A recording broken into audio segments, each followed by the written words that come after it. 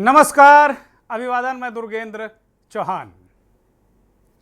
चुनावी बिसात बिछ चुकी है, चुनावी घोड़े दौड़ा दिए गए हैं, नेता रथ और रैलियों की होड़ लगाए हुए हैं, चुनावी डोर खींची जा रही है और रैलियों की होड़ है। चारों तरफ योजनाओं का अंबार है और इसी से चुनावी बेड़ा पार है। आज सवाल इसी बात को लेकर है मंथन में कि चारों तरफ ये कहा जा रहा है कि बीजेपी इस बार 400 पार करेगी और ये बीजेपी और उसके समर्थित लोग या बीजेपी के समर्थक इस बात को बहुत पुरजोर तरीके से कह रहे हैं, क्योंकि उनके शीर्ष नेता नरेंद्र मोदी ने ये टारगेट दे दिया है। राजनीतिक विश्लेषक कहते हैं कि कभी कभी इस तरीके के टारगेट अपनी टीम को, अपने कार्यकर्ताओं में जोश भरने के लिए दिए जाते हैं। बड़ा टारगेट एक अच्छी लीडरशिप का संकेत है, लेकिन संगठन भी मजबूत हो, कील कांटे दुरुस्त हो और बड़ा टारगेट हो, नेता बड़ा हो, पार्टी में जोश हो, अनुशासन हो, तो जाहिर सी बात है कुछ भी असंभव नहीं है। लेकिन 400 पार, 370 बीजेपी और 400 पार एनडीए, ये सपना कैसे साकार होगा, इसके लिए बीजेपी प्रयास कर रही है, ताबड़तोड़ निर्णय ले रही है। हरियाणा के मुख्यमंत्री मनोहर लाल को कल इस्तीफा दिलवाया गया। वहां जो विधानसभा चुनाव इसी साल होना है नवंबर में, उसके एंटी इनकम्बेंसी को प्रो इनकम्बेंसी बदलने के लिए नए सीएम नायब सिंह सैनी को लाया गया।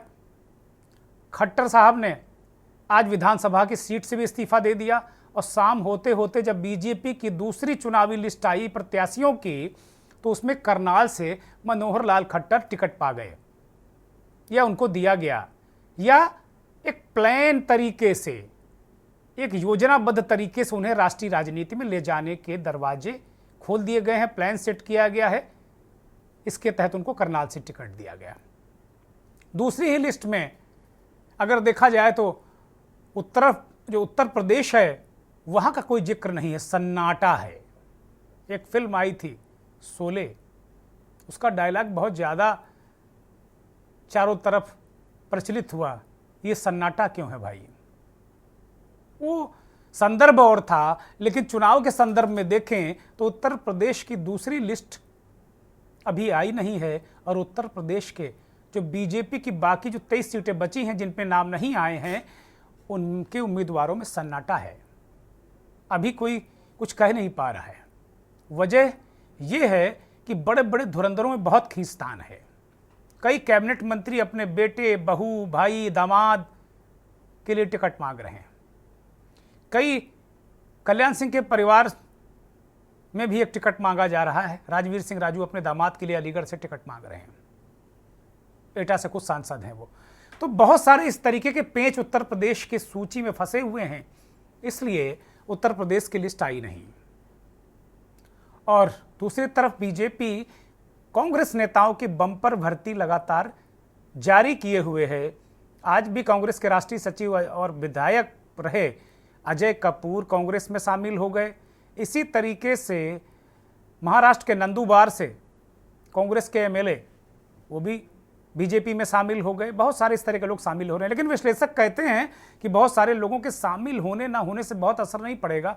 एक परसेप्शन बीजेपी बना रही है कि कांग्रेस बहुत कमजोर है और उसके लोग भाग भाग कर बीजेपी में आ रहे हैं। इसका चुनावी फायदा कहीं ना कहीं होता है। लेकिन इसके उलट ये भी खबरें थी कि 13 मार्च या 13 मार्च के बाद जल्दी आचार संहिता लग जाएगी, लेकिन चुनाव आयोग ने आम चुनाव के बजाय कश्मीर के चुनाव पर आज चर्चा की। और खबर यह है कि 18 तारीख तक प्रधानमंत्री के कार्यक्रम सरकारी वाले लगे हुए हैं, इसलिए इस बीच उम्मीद नहीं है कि आचार संहिता लगेगी। पूरा दृश्य चुनाव का हमने आपके सामने रख दिया। और इसी दृश्य में एक चीज बड़ी महत्वपूर्ण है कि चाहे प्रधानमंत्री हो, चाहे उत्तर प्रदेश के मुख्यमंत्री हो, चाहे अन्य राज्यों के मुख्यमंत्री हो, वो ताबड़तोड़ रैलियां कर रहे हैं।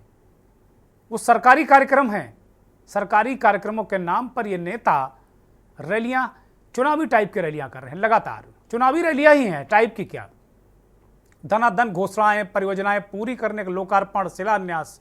उत्तर प्रदेश के मुख्यमंत्री योगी आदित्यनाथ आज से उन्होंने तूफानी रैलियों का क्रम उत्तर प्रदेश में शुरू किया और इसमें तमाम सैकड़ों हजारों करोड़ की योजनाओं, शिलान्यास, लोकार्पण की योजनाएं, उन्नाव से उन्होंने शुरुआत की। मूर्तियों और प्रतीकों का भी बीजेपी खूब इस्तेमाल कर रही। खबर है कि मैनपुरी और फिरोजाबाद जनपद में मिलाकर 36 महापुरुषों की, महाराणा प्रताप की अकेले 9 मूर्तियां लगवा दी गई बैलेंस बनाने के लिए। इसी तरीके से उन्नाव में देखा जाए तो आज वहां पर कई ऐसे जो महापुरुष हैं, कई ऐसे ओबीसी के स्वतंत्रता सेनानी, एक उसकी मूर्ति चंद्रिका खेड़ा गांव में मुख्यमंत्री ने उसका लोकार्पण किया। वो लोधी बिरादरी के स्वतंत्रता सेनानी रहे हैं, समाज सुधारक रहे हैं, उनको उनकी मूर्ति का अनावरण किया। ये भी प्रतीकों की राजनीति भी खूब कर रही बीजेपी। तो रैलियां, घोषणाएं, इनका अंबार, क्या इन्हीं से होगा बेड़ा पार? मंथन में यही बड़ा सवाल।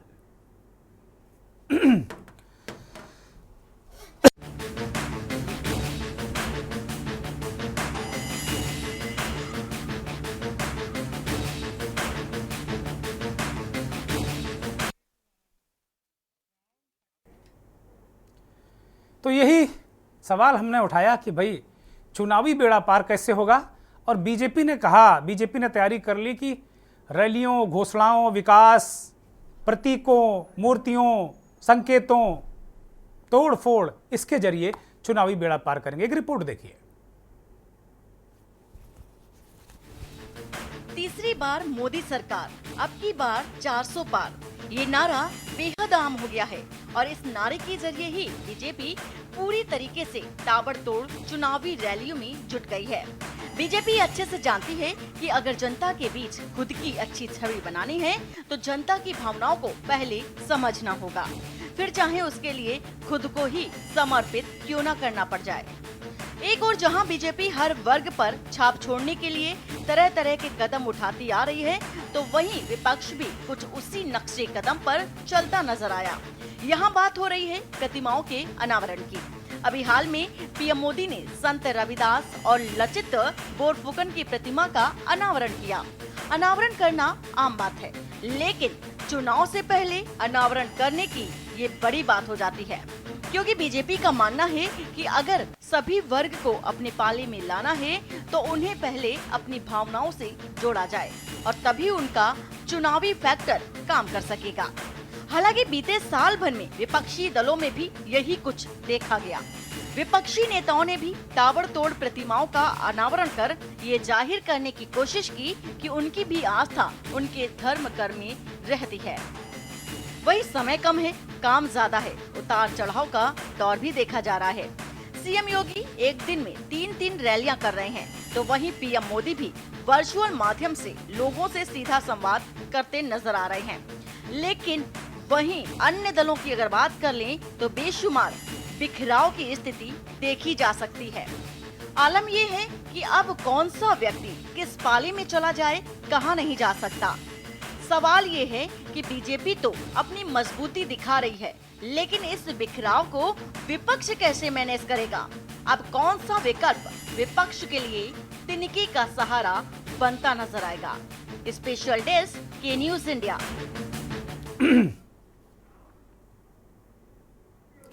कहा यह जाता है कि जहां योगी की एंट्री वहां जीत की गारंटी, और इसीलिए योगी आदित्यनाथ लगातार आज से उन्होंने एक तरीके से उत्तर प्रदेश में धुआंधार रैलियों का शुभारंभ कर दिया है और योजनाओं का अंबार है, कार्यक्रमों का अंबार है। और इसी से क्या बेड़ा पार होगा, ये सवाल आज मंथन में हम रख रहे हैं। उत्तर प्रदेश के मुख्यमंत्री योगी आदित्यनाथ ने 80 की 80 सीटें बीजेपी की झोली में डालने के लिए, नरेंद्र मोदी की झोली में डालने के लिए कोई कसर नहीं छोड़ रखी है। हमारे साथ हमारे 3 संवाददाता जो काफ़ी अनुभवी हैं उन्नाव के ब्यूरो चीफ अरुण अवस्थी हमारे साथ जुड़े हैं। बहुत स्वागत अरुण, बहुत धन्यवाद। सानू कुमार बरेली के हमारे ब्यूरो चीफ हैं, वो भी जुड़ गए हैं। ऋषि सेंगर फरकाबाद के हमारे ब्यूरो चीफ हैं, वो भी जुड़े हुए हैं। आज इन 3 जगह योगी आदित्यनाथ की रैलियां रही हैं और अलग अलग तरीके से प्रतीकों, मूर्तियों, योजनाओं, इनके जरिए मुख्यमंत्री ने विपक्ष को चुनौती दी है और ये कहा कि सपा बसपा खत्म हो चुके हैं, बल्कि कहा है कांग्रेस और सपा खत्म हो चुकी, बसपा को थोड़ा नरम हाथ रखा योगी जी ने। इसको लेकर उन्होंने ये सारी चीजें कही हैं। बहुत ही वरिष्ठ पत्रकार विश्लेषक सुरेंद्र दुबे जी हमारे साथ जुड़े हैं। वो सुरेंद्र जी शायद पहले हाफ में ही रहेंगे हमारे साथ। सुरेंद्र जी का भी बहुत स्वागत, बहुत धन्यवाद। उनको भी स्क्रीन पर ले लिया जाए। अरुण अवस्थी के पास सीधे जाएंगे उन्नाव। अरुण जी, कुल मिलाकर आज योगी आदित्यनाथ का उन्नाव दौरा था, उनकी जो चुनावी रैलियां हैं उनका आगाज कलम और तलवार की धरती, निराला की कर्मभूमि, जन्मभूमि, बहुत सारे महापुरुषों की, अमर शहीद चंद्रशेखर आजाद की धरती से उन्होंने आगाज किया है। योगी जी ने क्रांतिकारी आगाज किया है और प्रतीकों का भी इस्तेमाल किया है। चंद्रिका खेड़ा गांव में मूर्ति अनावरण भी एक बहुत महत्वपूर्ण कड़ी है, एक ऐसे स्वतंत्रता सेनानी की जो ओबीसी बिरादरी से आते हैं।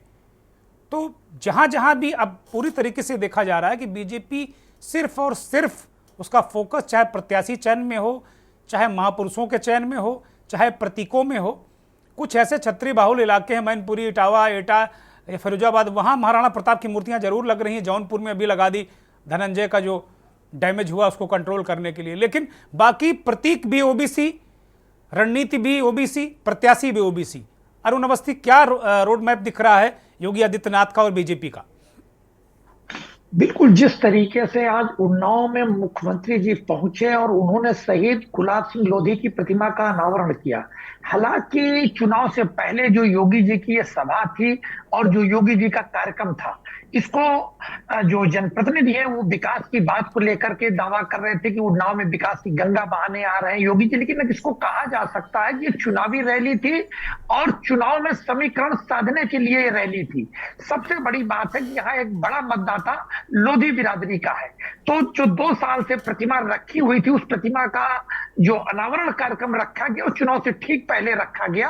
और चूंकि लोधी बिरादरी से हमारे सांसद आते हैं और उनको टिकट भी दी गई है, और ठीक चुनाव से पहले उनकी मूर्ति का अनावरण करके एक संदेश देने का काम उन्होंने किया।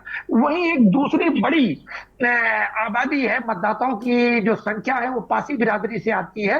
तो उन्होंने मन से ही शासन पासी का नाम लिया और उनके किले का पुनरुद्धार करने की भी बात कही, विकास की बात की, रामलला की बात की, और अगर बात करें तो अर्थव्यवस्था की बात की और स्वास्थ्य, शिक्षा, मकान की भी बात की। तो इस रैली को सिर्फ ये नहीं कहा जा सकता है कि ये गुलाब सिंह लोधी की प्रतिमा का अनावरण कार्यक्रम था, बल्कि चुनावी रैली थी और मतदाताओं को साधने के लिए जो भी वो कह सकते थे वो उन्होंने किया। हालांकि एक बड़ी परियोजना भी देगा, 103 परियोजनाओं का लोकार्पण और शिलान्यास भी उन्होंने यहां से किया। लेकिन अगर बात करें तो निश्चित रूप से मतदाताओं को साधने की बात थी और मतदाताओं को लुभाने की बात थी, जिसमें रामलला का भी उन्होंने नाम लिया और जो स्थानीय ये शहीद गुलाब सिंह लोधी की प्रतिमा का अनावरण किया। भले ये कार्यक्रम शहीद गुलाब सिंह लोधी प्रतिमा अनावरण कर रहा हो, लेकिन इसको कह सकते हैं कि प्रतिमा के सहारे एक जो बड़ा मतदाता है उन्नाव के अंदर लोधी बिरादरी का, उसको साधने का काम किया है, उसको संदेश देने का काम किया। वहीं जो दूसरा एक बड़ा तबका है पासी बिरादरी से जो आता है, तो उसके लिए उन्होंने शासन पासी के किले के पुनरुद्धार की बात की। और अगर सबसे बड़ी बात उन्होंने जो की वो उन्नाव की सभा में किया कि जितने भी यहाँ महापुरुष थे, कलम और क्रांतिकारियों की धरती के जो महापुरुष थे, उनका भी वो नाम लेने से नहीं चुके। चंद्रशेखर आजाद से शुरुआत किया और भगवती चरण वर्मा, रामविलास वेदांती जी तक वो पहुंचे। लगभग सारे ही जो हमारे यहाँ साहित्यकार रहे उनका नाम लिया। और सबसे बड़ी बात यह है कि पूर्व विधानसभा अध्यक्ष का भी नाम लेने से वो नहीं भूले और उनका भी नाम लेकर के उन्होंने कहा कि ये कलमकारों की धरती है, क्रांतिकारियों की धरती है, तो कहीं ना कहीं सबको जोड़ने का उन्होंने काम किया। और इसको चुनावी रैली निश्चित रूप से कहा जा सकता है, क्योंकि जिस तरीके से वो संदेश दे रहे थे, अर्थव्यवस्था की बात कर रहे थे, विकास की बात कर रहे थे, उसको ये कहा जा सकता है कि वो संदेश देने में सफल रहे। और विपक्ष को एक चुनौती भी दे गए हैं कि अब तुम लोग भी तैयारी करना शुरू कर दो, क्योंकि हमने तो तैयारी शुरू कर दी है। जी अरुण, सपा और कांग्रेस को लेकर उन्होंने कहा कि ये खत्म हो चुके हैं, चुक गई हैं पार्टियां, और अब इनकी तरफ मत देखो। मतदाताओं से उन्होंने जो संवाद किया, इसके क्या मायने हैं? बिल्कुल, जिस तरीके से उन्होंने कहा कि 2024 मोदी का है, और अगर उन्होंने जिस तरीके से इस बात को उठाया कि अगर ये सपा और कांग्रेस होते तो क्या आपके रामलला आपके विराजमान हो पाते, इन लोगों के रहते आपका कतई विकास नहीं हो सकता है। इसलिए उन्होंने शुरुआत जो की वो यही बताने का प्रयास किया कि मोदी सरकार और योगी सरकार में ही विकास भी होगा, और आपके जो आदर्श है उनको उचित सम्मान भी इसी सरकार में मिलने वाला है। इस तरीके का संदेश देने का उन्होंने काम किया। और पूरे कार्यक्रम में हालांकि उन्होंने सीधे तो नहीं, लेकिन एक इशारे में जरूर कहा कि कांग्रेस और सपा के रहते आपके जो आदर्श है वो मंदिर में नहीं आ सकते थे, इनके रहते विकास नहीं हो सकता था। और मोदी जी की जो डबल इंजन सरकार है, योगी जी की जो डबल इंजन सरकार है मोदी जी के सहारे, उसी में सब है। और आर्थिक विषय पर भी चर्चा की, उसको समझाने का प्रयास किया। जिस तरीके से उन्होंने कहा कि 15,000 आईडी हमने बना दिया है, आने वाले समय में एक एक व्यक्ति के रोजगार की हम देखने वाले हैं, तो निश्चित रूप से वो संदेश देने में सफल रहे हैं। और अब विपक्ष के लिए कड़ी चुनौती भी दिख रही है कि जो चीज वो शुरू कर गए हैं उसको, उसकी विपक्ष के पास क्या काट होगी, और विपक्ष किस तरीके से योगी जी के द्वारा जो मुद्दे उठाए गए हैं, जो बातें की गई हैं, उनकी काट में क्या करता है, ये देखने वाली बात। ठीक बात है, ठीक बात है।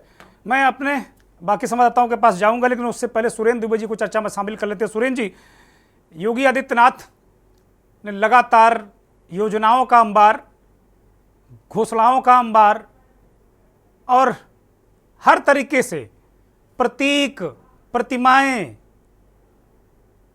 जातियां, महापुरुष, शहीद, स्वतंत्रता सेनानी, ये सारे लोग जो फोकस है, अगर ओबीसी पर फोकस है तो साक्षी महाराज ओबीसी से आते हैं, तीसरी बार वो लड़ने जा रहे हैं, 7वीं बार वो लोकसभा का चुनाव लड़ेंगे, उसके अलावा एक बार राज्यसभा रहे हैं, अगर वो जीतते हैं तो 7वीं बार वो सांसद होंगे।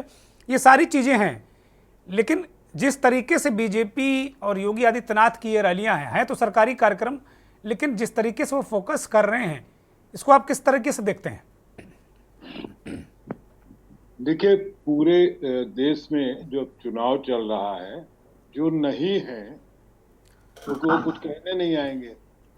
उनके सहारे सारी राजनीति चल रही कि फलाने राजा थे, बहुत अच्छे थे, फलाने पासी राजा थे, उनका हम जो किला है उसका सुधार करवा देंगे, फलाने लेखक बहुत अच्छे थे।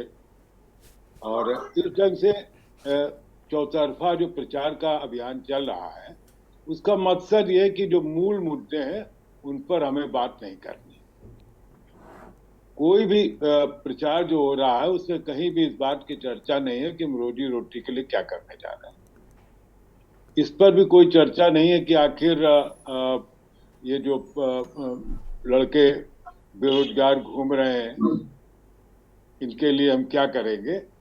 कुल मिलाकर के बस ये है कि पुराने जो हमारे प्रतीक हैं उन पर आप गर्व कीजिए, और हम उन्हीं गर्व के आधार पर आपसे अपना वोट मांगते हैं।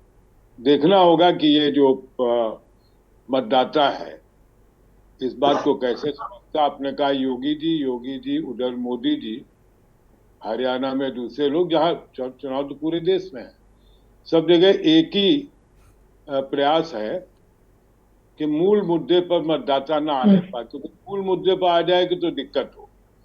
इसलिए कोशिश ये की जा रही है कि नए प्रतीकों के माध्यम से, कहानियों के माध्यम से, जैसे हम एक फिल्मी जीवन में रहते हैं, सिनेमा हॉल में जाते, देखते बड़ा सब अच्छा चल रहा है, एंजॉय करके लौटते, बाद में घर में पूछा जाता है तो बताते कि हाँ देखा, बहुत अच्छा था, लेकिन उसका वास्तविक जिंदगी से कोई लेना देना नहीं होता।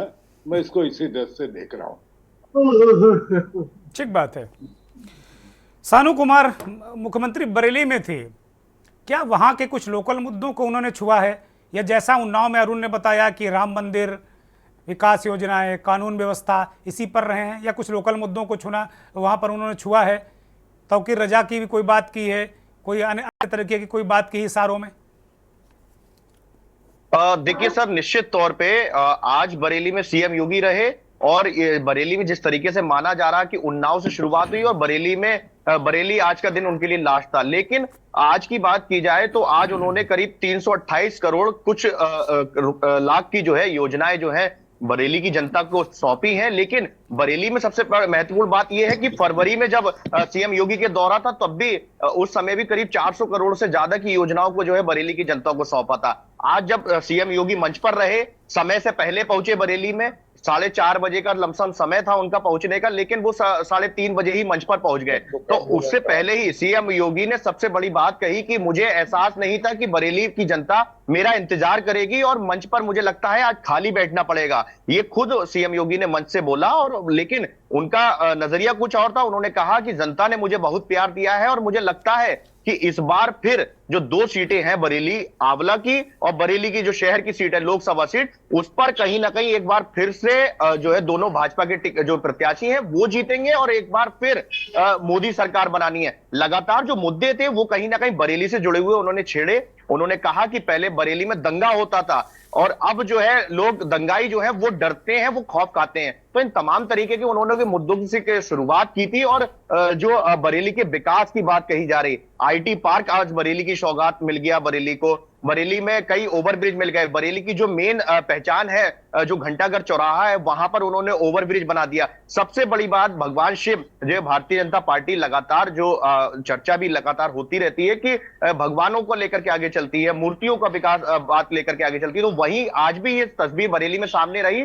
बरेली का जो दैलापीर चौराहा है, अब उस चौराहे का नाम आदिनाथ चौक कर दिया गया। उस पर खुद जाकर के एक विशाल डमरू बनाया गया है जो कि भगवान शिव का प्रिय है। उस डमरू का खुद उद्घाटन सीएम योगी आदित्यनाथ करने गए। तो इससे साफ अंदेशा जाता है कि कहीं ना कहीं जो समीकरण है वो यही बैठता है कि जो चुनावी रैलियां थी वो पूरी होने की शुरुआत हो गई है और वो आज खुले मन से कह गए कि अब की बार फिर से जो है विकसित भारत बनाना है और अब की बार फिर से मोदी सरकार बनानी है। तो तमाम तरीके के जो इशारे थे वो कहीं ना कहीं यही थे कि इस बार फिर भारतीय जनता पार्टी सरकार बनेगी। लेकिन सबसे बड़ी बात है कहीं ना कहीं जिस तरीके से समाजवादी पार्टी में भी फूट जो जिले की कमेटियां होती हैं उनमें बनी रहती है, वैसे ही आज भारतीय जनता पार्टी में भी देखने को मिली। सीएम जो योगी आदित्यनाथ है बरेली आए, उनको कुतुबखाना ओवरब्रिज का उद्घाटन भी करना था लेकिन उद्घाटन उन्होंने नहीं किया, बरेली के नेताओं ने किया। तो जो बरेली के नेता है जिसमें मेयर उमेश गौतम की बात कर ली जाए, जिला पंचायत अध्यक्ष रश्मि पटेल की बात कर ली जाए और कैंट विधायक संजीव अग्रवाल की बात करी जाए, तो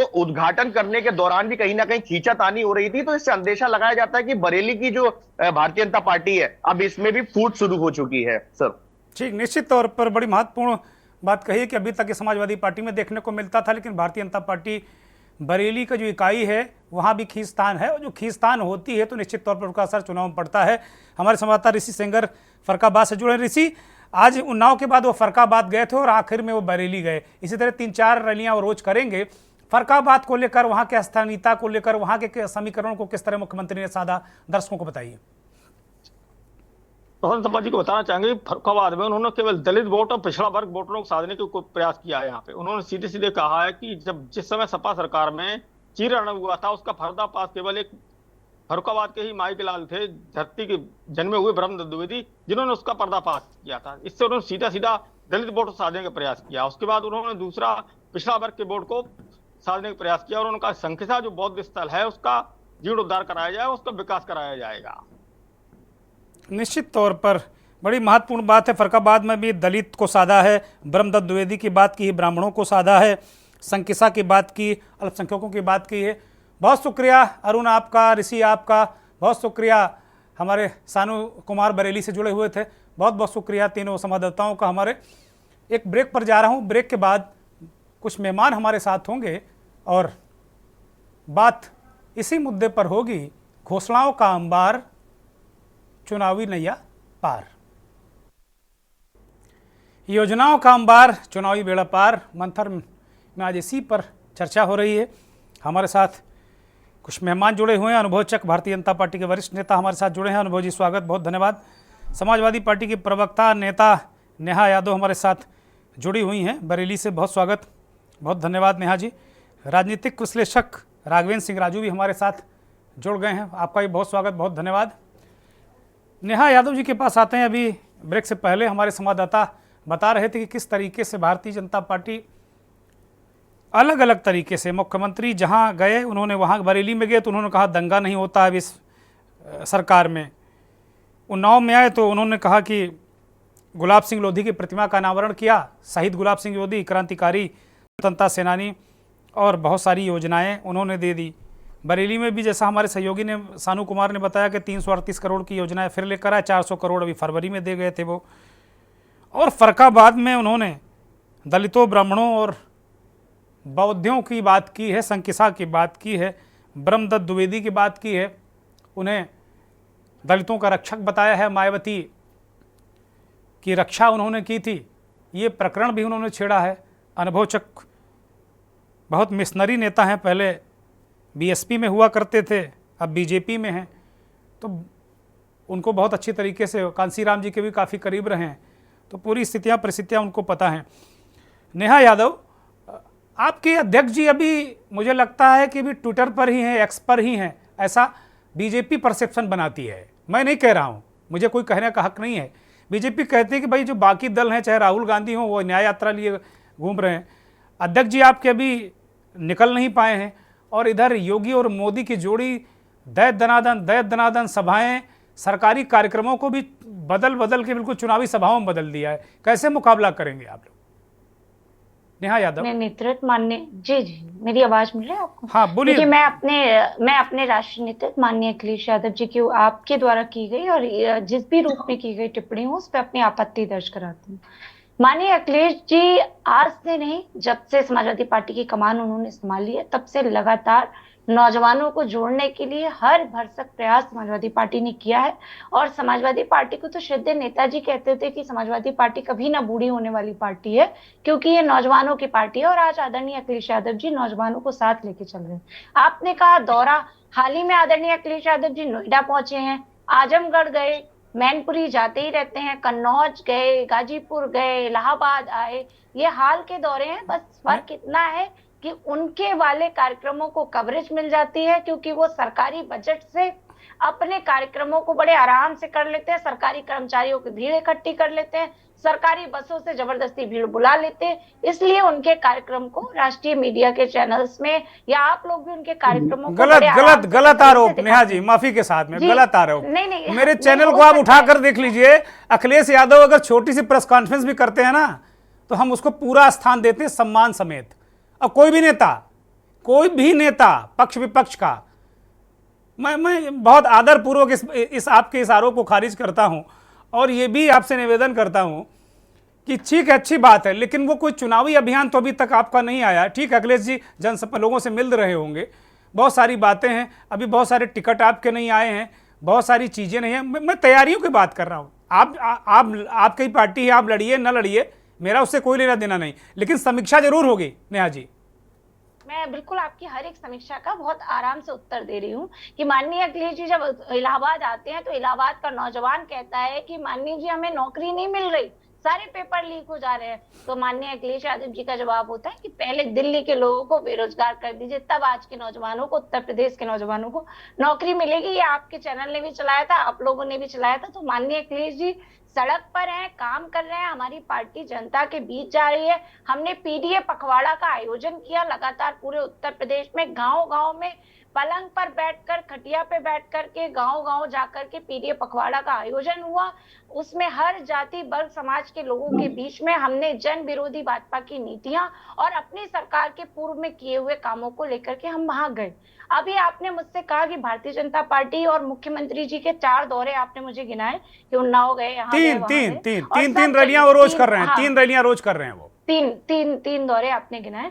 जिस तरह से प्रधानमंत्री जी सारे दौरे करके जिस तरह से चुनावी जुमले फेंकते हैं, हमारे मुख्यमंत्री जी भी अपने प्रधानमंत्री जी की होड़ में कहीं कमी नहीं छोड़ते। पूरा प्रयास करते हैं कि हम उनकी ही रास्ते पे चलते हुए उत्तर प्रदेश की जनता को मूर्ख बनाने का काम करें, बरगलाने का काम किए। जहां देश के प्रधानमंत्री ने 2014 में वादा किया था कि हम प्रतिवर्ष 2 करोड़ रोजगार युवाओं को देंगे, वहीं उत्तर प्रदेश के मुख्यमंत्री भी पीछे नहीं रहे। उन्होंने 2017 के चुनाव में वादा किया कि हम 70 लाख रोजगार उत्तर प्रदेश के नौजवानों को प्रतिवर्ष देंगे, लेकिन दोनों के किए हुए वादे उत्तर प्रदेश के नौजवानों के बीच जुमला साबित हुए। और जितनी परीक्षा यूपी सरकार ने कराई, उस हर एक परीक्षा का पेपर लीक हो गया। उत्तर प्रदेश में यूपी पुलिस की परीक्षा हुई है हाल में, पुराने पेपर आउट तो छोड़ ही देती हूँ मैं, उनपे तो कोई कार्रवाई नहीं हुई। 50 लाख बच्चों ने उसमें फॉर्म डाला, 50 लाख छात्रों के परिवार वहां प्रभावित हुए। पेपर लीक माफिया अब तक पकड़ से बाहर है। क्यों? क्योंकि सरकारी तंत्र का उनपे रक्षण है। ठीक सरकारी जो लोग हैं, जो सरकार के लोग हैं, वो इसमें बड़ी मात्रा ठीक है। नेहा यादव, मैं आऊंगा आपके पास, मैं आऊंगा। ये आपका बड़ा आरोप है, अनुभवचक से पूछूंगा। अनुभवचक, ये बड़ा आरोप है। अभी तक आपकी पार्टी जब राजस्थान में अशोक गहलोत की सरकार थी या पूर्व की सरकारें जहां जहां पेपर लीक हुए थे, झारखंड की आपकी बात पार्टी करती थी। अब अखिलेश यादव कह रहे हैं लीकेज वाली सरकार है ये। जैसा नेहा यादव ने कहा कि लीकेज वाली सरकार है, ये भविष्य लीक कर रही, लोगों का, युवाओं का भविष्य लीक कर दे रही, पेपर लीक कर दी, ये लीकेज वाली सरकार है। समाजवादी पार्टी का ये प्रबल आरोप है। और दूसरा, अभी सुरेंद्र दुबे जी कह रहे थे, राजनीतिक विश्लेषक, कि मूल मुद्दों की बजाय प्रतीकों, प्रतिमाओं, चिन्हों, राम मंदिर, इन पर आप लोग ज्यादा बात कर रहे हैं। मूल मुद्दों से आप लोग हट रहे हैं, पेपर लीकेज की बात नहीं करते, चुनाव की बात नहीं करते, ये आरोप है आप पर। देखिए दुर्गेंद्र भाई, आरोप लगाना या अपने विचार व्यक्त करना, ये व्यक्ति की अपनी स्वतंत्रता है। हम अगर अपने कार्यक्रम आयोजित करते हैं, अपने दौरे आयोजित करते हैं, अपनी रैली आयोजित करते हैं, उसमें जनता के बीच जाते हैं, तो वहां पर उपस्थित हजारों लाखों की संख्या के जो लोग होते हैं, उनको जब अपनी बात बताते हैं, तो उनमें हमने इस प्रदेश के लिए क्या किया या भविष्य में हम प्रदेश के लिए क्या करेंगे, उन योजनाओं को उनके सामने रखते हैं।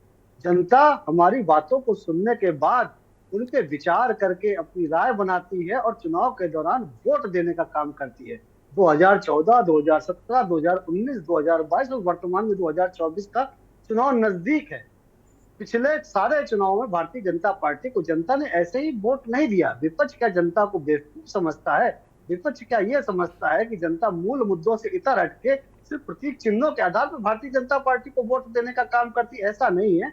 इनको, क्योंकि ये विपक्ष है, इनका काम सरकार पर प्रश्न उछालना है और इनको कहीं ना कहीं से सरकार को कटघरे में खड़ा करना होता है। इसलिए इस तरीके की अनर्गल बातें करके सरकार को घेरने का काम करते हैं। जनता को पता है कि जनता को किस हद तक उनका, जनता का विश्वास भारतीय जनता पार्टी के साथ जुड़ा हुआ है। जनता विकास को देख रही है, जनता अपराध मुक्त उत्तर प्रदेश को देख रही है और जनता नरेंद्र मोदी और योगी पर विश्वास करके भारतीय जनता पार्टी को वोट देने का काम कर रही है। विपक्ष को लगता है अगर जिस तरीके से वो सड़क पर उतर रहा है, उनको लगता है कि उनका संगठन मजबूत है, तो ये इनको क्यों नहीं समझ में आ रहा कि आखिर ऐसा कौन सा कारण है कि विपक्ष का बड़े से बड़ा नेता आज भारतीय जनता पार्टी को ज्वाइन करने के लिए आवेदन लिए खड़ा हुआ है। क्यों नहीं इनको समझ में आ रहा कि इनके अंदर कोई कमी है क्या? उनकी विचारधारा में कमी है क्या? उनके अंदर संगठन में कमजोरी हो गई है कि जहां वो जो ये विपक्षी दल है, इनके बड़े से बड़े नेता को ये विश्वास क्यों नहीं है अपने नेतृत्व के ऊपर कि हमारा नेतृत्व हमारा ध्यान रख सकता है या हमारा भविष्य सुरक्षित रख सकता है।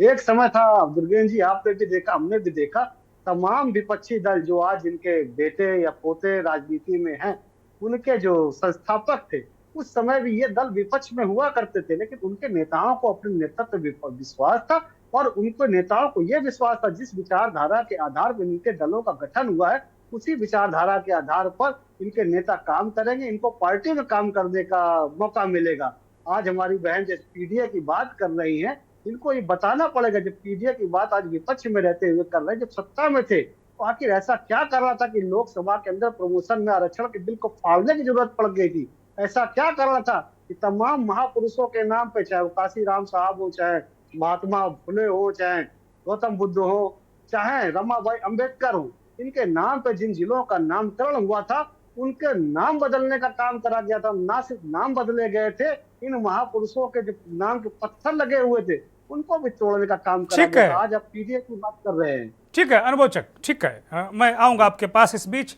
हमारे साथ इस देश के जाने माने राजनीतिक विश्लेषक, वरिष्ठ पत्रकार सुशील दुबे जी जुड़ गए हैं। सुशील जी बहुत स्वागत, बहुत धन्यवाद, बहुत आभार आपका। नेहा यादव जी बहुत महत्वपूर्ण प्रश्न पूछे हैं आपसे अनुभव चक ने। वो कह रहे हैं किस पीडीए की बात कर रहे हैं आप लोग? आपके काल में मूर्तियां तोड़ी गई, जिन जिलों के नाम दलित महापुरुषों के नाम पर रखे गए बदले गए, आप किस मुंह से पीडीए की बात कर रहे हैं? और वो कह रहे हैं कि आजकल हर दल का नेता एप्लीकेशन लिए उनके दरवाजे खड़ा है, बीजेपी के परिक्रमा कर रहा है अमित शाह के घर की। बहुत सारे लोग तो रात में भी चद्दर उद्दर बिछा के लेटे हुए हैं कि हमें ले लो भाई। समाजवादी पार्टी अपने मूलभूत सिद्धांतों पे काम करती है। समाजवादी पार्टी पीडीए के साथ पहले भी थी, अब भी है और हमेशा रहेगी, क्योंकि समाजवादी पार्टी का सिद्धांत ही पीडीए है। लेकिन मैं अनुभव चक जी से पूछना चाहती हूँ कि बड़ी आपने आराम से कह दिया कि समाजवादी पार्टी ने नाम बदले, कि भारतीय जनता पार्टी क्या कर रही है? ऐसा कौन सा काम बीजेपी ने धरातल पे किया है जो जनता के बीच में? हर काम जो समाजवादी पार्टी की सरकार का काम था, उस सरकार के कामों का सिर्फ नाम बदलने का काम कर रही है, उद्घाटन का उद्घाटन कर रही है, शिलान्यास का शिलान्यास कर रही है, और जो हो चुके हैं उद्घाटन उनका फीता काटने का काम कर रही है। कोई नया काम बीजेपी ने नहीं किया। हर शहर का नाम बीजेपी बदल रही है, कोई नई रणनीति बीजेपी के पास नहीं। और मैं बताती हूँ कि पीडीए समाजवादी पार्टी में कहाँ था। समाजवादी पार्टी की सरकार के समय पे जितनी वैकेंसीज आई, उस हर नियुक्ति में पीडीए का पालन किया गया। संविधान के अनुसार जो आरक्षण प्राप्त है, उस आरक्षण के नियमों के अनुसार भर्तियां हुई। लेकिन आज भारतीय जनता पार्टी की सरकार है, अनुभव जी 69,000 शिक्षक भर्ती में 19,000 ओबीसी वर्ग के छात्र छात्रा जो अभ्यर्थी थे उनके आरक्षण की चोरी की गई, डकैती डाली गई, और ओबीसी कमीशन ने कहा, उसके बावजूद सरकार ने नहीं माना। न्यायपालिका से 6800 छात्रों की नियुक्ति का आदेश मिला। सरकार ने अपने 2022 के चुनाव में कहा कि हमारी अगर आएगी तो हम 6800 छात्रों को नियुक्ति देंगे, लेकिन उस वादे को भी सरकार ने पूरा नहीं किया, वो भी जुमला साबित हुआ। अभी हाल ही में और भर्तियां जो हुई, जितने प्रोफेसर आप उठाकर देख लीजिए देश भर की किसी यूनिवर्सिटी में, मैं देश की बात छोड़ देती हूँ, यूपी ले लेती हूँ, उत्तर प्रदेश की किसी यूनिवर्सिटी का वाइस चांसलर ओबीसी और एससी नहीं है। 0% ओबीसी और एससी प्रोफेसर हैं उत्तर प्रदेश के अंदर। ये हायर की बात है। हायर और जितने आयोग हैं उन आयोगों के अध्यक्ष को उठा के देख लीजिए किस समाज से आते हैं। तो पीडीए की बात आज इसलिए है क्योंकि भारत का संविधान खतरे में है। जो आरक्षण हमें मिला है, जो आरक्षण संविधान से हमें मिला है, बाबा साहब भीमराव अंबेडकर ने हमें दिया है, उस संविधान के खिलाफ भारतीय जनता पार्टी है, उस आरक्षण को काटने का काम कर रही है। नेहा यादव ठीक है, इसलिए आज पीडीए एकजुट होकर के अपनी न्याय की लड़ाई लड़ रहे हैं, इसलिए इनको दर्द हो रहा है। मैं तो अनुभव जी से कहूंगी कि आप तो है साथी हैं, आपको तो आवाज उठानी चाहिए, आपको तो अपने नहीं। अनुभव जी बड़े क्रांतिकारी हैं, बड़े क्रांतिकारी हैं, ये बड़े क्रांतिकारी हैं, पुराने स्टूडेंट लीडर हैं, मिशनरी नेता रहे हैं, इसमें कहीं कोई संदेह नहीं है। अनुभव जी बोलिए, जवाब दीजिए जल्दी से, बहुत जल्दी से। जैसा हमारी बहन ने अभी कहा पीडीए के बारे में, इन्होंने तमाम बातें गोल गोल घुमाने का काम करा, लेकिन ये नहीं बताया कि प्रमोशन में आरक्षण के बिल फाड़ने की क्या जरूरत थी। अभी जब इनकी सरकार थी 2012-17, उसी समय एक ऐसा कानून उत्तर प्रदेश के अंदर अखिलेश यादव जी ने लाया था, जिसमें जो अपने वरिष्ठ पदों पर पहुंच सके थे उनको डिमोशन करने का काम इसी उत्तर प्रदेश के अंदर हुआ था, शेड्यूल कास्ट के लोगों के साथ करा गया था। आज ये पीडीए की बात कर रहे हैं। इनकी सरकारों के अंदर जैसे इनकी सरकार आती थी, सबसे पहले अगर जिनकी जमीनें कब्जाई जाती थी वो दलित समाज के ही लोग होते थे।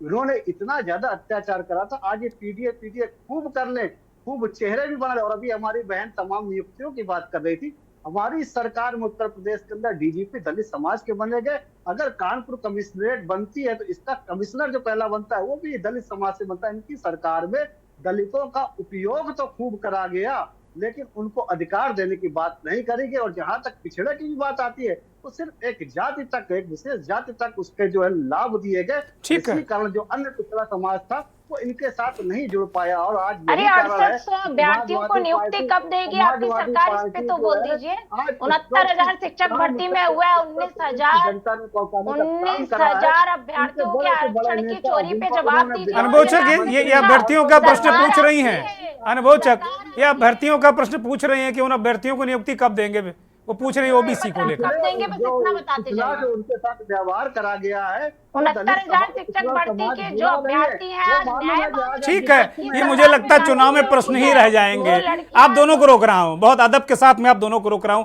सुशील दुबे जी को चर्चा में शामिल करता हूं। सुशील जी, अलग अलग है, अपनी अपनी राग, अपनी अपनी डफली है, अपनी अपनी मुरली, अपनी अपनी तान है। वो कुछ कह रहे हैं, वो कुछ कह रहे हैं, इसी में लगता है चुनाव निपट जाएगा। और कुल मिलाकर अगर जो आज विषय है हमारा कि घोषणाओं का अंबार, और क्या इससे चुनावी बेड़ा पार होगा, क्योंकि लगातार मुख्यमंत्री जी रैलियों का उन्होंने अंबार लगा दिया है, घोषणाओं और योजनाओं को क्रियान्वित करने का अंबार लगा दिया है। कहते हैं कि जहां जहां योगी की एंट्री होती है वहां जीत की गारंटी होती है। कैसे सुशील जी, महिलाओं को लाठियां चला दी थी, कैसे कैसे कैसे महिलाओं के साथ। आप दोनों लोग शांत हो जाइए please please please. Neha Yadav ji, अनुभवचक जी, आपस में डिबेट मत करिए प्लीज प्लीज प्लीज। रोक रहा हूं आपको। जनता पार्टी का साफ होगा अभी। नेहा जी, फिरोजाबाद में नेहा यादव, अरे आप इस पे जवाब अनुभवचक, पत्र काट देंगे आप, दूर मत अनुभवचक शांत हो जाइए आप। 6800 अभ्यर्थियों को नियुक्ति पत्र काट अनुभवचक, देंगे। आप कुछ भी अनुभवचक प्लीज, अनुभवचक शांत हो जाइए। नेहा यादव आप भी शांत हो जाइए। सुशील जी बोलिए। 69,000 शिक्षक भर्ती आरक्षण घोटाले पे न्याय कब मिलेगा? 69,000 शिक्षक भर्ती आरक्षण घोटाले पे न्याय कब मिलेगा? 69,000 शिक्षक भर्ती आरक्षण घोटाले पे न्याय कब मिलेगा? आप दोनों लोग शांत हो जाइए कृपया, शांत हो जाइए। अनुभव जी, अनुभव जी रोक रहा हूँ आपको, रुकिए। अभ्यर्थियों को नियुक्ति पत्र काट अरे रुक जाइए भाई, आपस में डिबेट करने से कोई फायदा नहीं होगा। दो लोग और मेहमान रुके हुए हैं। नेहा जी रुकिए। सुशील जी बोलिए। जी, मंडी में आपका चैनल बहुत बड़ा देश का चैनल है के बीच। मंडी में अच्छे व्यापारी बुलाया करिए। ग्रह भी तो बहुत तरह के होते हैं ना, सब व्यापारी अच्छे आते हैं, बातचीत में ठीक रहता है। खैर, सबका स्वागत है। बहुत दिन बाद आपके सामने हूँ।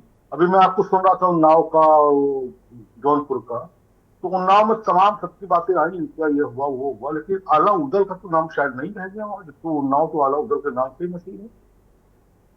और वो जौनपुर में आपने एक उदाहरण दिया कि धनंजय सिंह का दबाव कम करने के लिए महाराणा प्रताप, मुझे लगता है धनंजय भाई खुद ही से महाराणा प्रताप की अपनी तुलना से उनको हो जाएगा अंदर। कहाँ महाराणा प्रताप, कहाँ धनंजय सिंह, राजनीति कहाँ पे पहुंच गई और क्या क्या सोच रहे हैं लोग, क्या कर रहे हैं। देव देवियों को अभी गाजीपुर में बस जा तो रही थी मंदिर दर्शन करने, कितने लोग जलते जल के मर गए। अरे आप हम सब छोड़िए, चलिए सब छोड़िए, ध्यान दीजिए। हमारे जो सबसे बड़ी जिंदा देवी है मायावती जी, वो तो एक सीट पे आ गई। उन्होंने तो अभी मूर्तियां अपनी भी लगाई है, काशीराम स्वरूप नहीं है, उनकी तो मूर्तियां लगी हुई हैं। उनके जो पुलिस साहब से लेकर कहाँ देश भर के सारे दलित चिंतक वहां पर, वो तो एक पे आ गए हैं सीट के विधानसभा में। और सांसदों की स्थिति आप जान ही रहे क्या होगा। क्या पता नहीं, लोग इसमें सत्ता का तो एक होते, जैसे अभी हुआ कि कांग्रेस वो भाग रहे हैं, सब भाग रहे हैं, सब भाग रहे हैं। जब 30-30, 35-35 साल बाद रहने के बाद आदमी अगर बीजेपी में आ रहा है तो विचारधारा थोड़ी आ रहा है, चिंतन से थोड़ी आ रहा है, झंडे को लेकर थोड़ी आ रहा है कि हम मरेंगे तो हम भाजपा का झंडा ही लेके जाएंगे। शुद्ध रूप से राजनीतिक व्यापारी हैं, शातिर लोग हैं, इनको बीजेपी को लेना ही नहीं चाहिए। और फिर दुर्गेंद्र भाई एक चीज और बड़ी साफ बोल रहा हूं, अभी 70, मैं उस पर पॉलिटिकल बात नहीं कर रहा हूं, 70,000 जो भर्ती के लेके हर दरवाजे पे गए, लाठी ताक के लड़के लौटे बच्चियां। किसने वीडियो देखे, आपने भी दिखाई। एक नेता अभी कैबिनेट मंत्री हुआ, अभी 5 में से 4 में से। अब आप जानिए कुछ कितना बड़ा विभाग मिला है, पंचायती राज विभाग, मालूम है।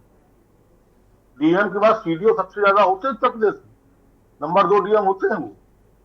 और मुस्लिम और कल्याण वक्त सब मिला, यही उनका ही कहना था कि लाठियां, अच्छी बात है, इनको लाठी पड़नी चाहिए, लठिया के बाहर करना चाहिए। इसने बैनर उस पर हमारी आईडी पे कहा है, और उसके हफ्ते भर बाद वो पंचायती राज विभाग के मंत्री हो गए थे, कैबिनेट मंत्री।